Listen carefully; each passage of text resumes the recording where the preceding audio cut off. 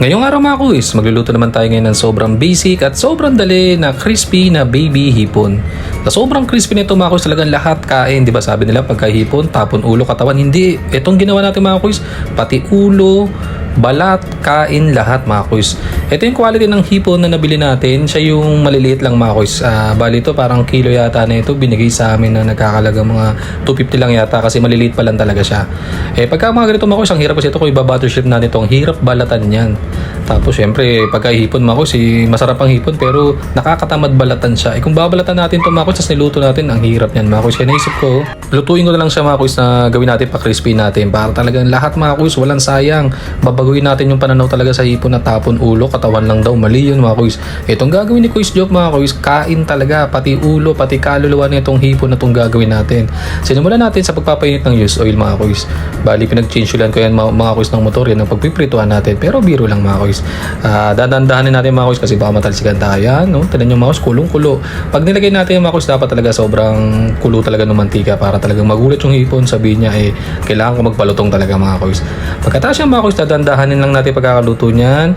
Ngayon ko lang din na-try ito mga kuis kasi nakatema ko nito nung sa may mahogany, sa taas ng mahogany. Nagtitinda sila ng mga crispy tawilis, yung crispy maliliit na hipon. Nung tinanong ko doon sa nagtitinda, sabi ko, anong klase po bang hipon nyo kasi yung lutong? Di ba may mga quality ng hipon na parang malalambot yung pinaka-shell nila. Sabi niya hindi, normal lang naman daw. Tapos sinabi niya na lagyan lang daw ng cornstarch yung pinaka-hipon. Tapos yun, deep fried mo na. Kaya lang mas makulay lang sa kanila siguro naglalagay sila ng food coloring. Pero tayo, hindi tayo maglalagay yun kasi nga organic ang mga niluluto natin dito sa bahay mga kuis. Yan, pagka ganyan tsura mga kuis, malapit na masunog, ahon na natin yan. Huwag na natin tayo masunog mga kuis, baka mapagalitan pa tayo. Tapos ito, ganun pa rin mga kuis. Kung yung ginawa natin nung unang step by step natin mga kuis, ng first step natin, kung ano mang step yan, ganun lang din ulit ang gagawin natin. Sobrang lakas ng apoy, nakita nyo mga kuis. So, kung gagawin natin, halo tayo ng halo lang dyan. Mga laking bagay talaga mga kuis, itong kahoy talaga Kasi nga, syempre, tipid, sobrang mahal na mga gas ngayon, tsaka bilhin, di ba? Kaysa bumili ka ng LPG, ibili mo na ng bigas mga kuis yan. Nakita nyo mga kuis, kung narinig nyo mga kuis, ang lutong yan mga kuis talaga. Kaya sabi ko, uulitin ko to tapos mas gaganda natin yung pagkakaluto kasi sinabay-sabay ko siyang lutuin. Ayun mga kuis, tingnan nyo naman, ang lutong tsura pa lang mga kuis. Yan mga kuis, timusan na natin. Sibuyas, bawang, silik na papogi. Pato ko na dito.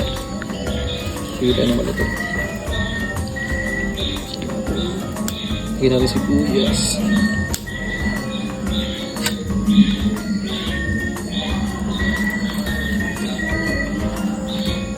Ito?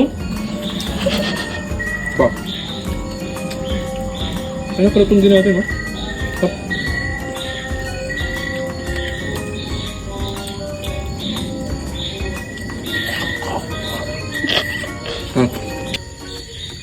Grabe, sobrang crispy guys. Kuis pala.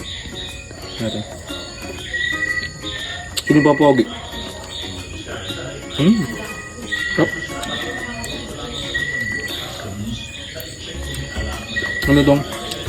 Yun naman mga kuis, narinig nyo, sobrang lutong. Yan mga kuis, nakaluto tayo ng sobrang basic at sobrang dali na crispy baby hipon. Salamat mga kuis, kain!